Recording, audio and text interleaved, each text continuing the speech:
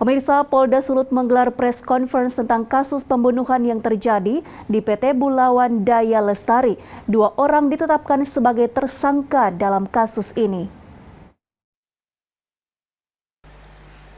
Polda Sulawesi Utara menggelar press conference kasus pembunuhan dengan menggunakan senapan angin dan kepemilikan senjata tajam tanpa izin yang berlokasi di PT Bulawan Daya Lestari, Bolaang Mongondo, Senin sore.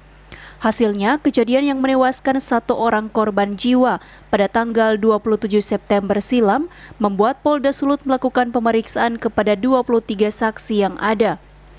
2 orang ditetapkan sebagai tersangka dan ditangkap pihak kepolisian pada Sabtu 16 Oktober. Tersangka SI dan tersangka AP alias Nando alias Bogar.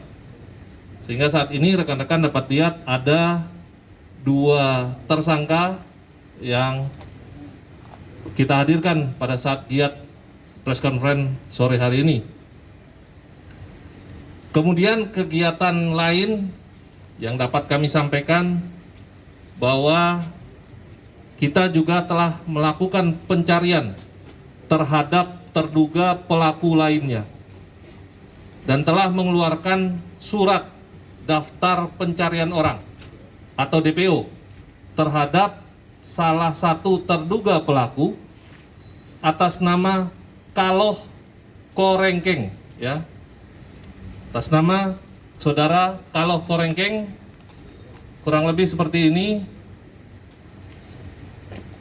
Ya, jadi kami minta apabila rekan-rekan ataupun masyarakat mengetahui agar dapat menghubungi kepolisian terdekat atau langsung ke Ditreskrim Polda Sulawesi Utara untuk menginformasikan terkait keberadaan terduga pelaku, saudara Kaloh Korengkeng.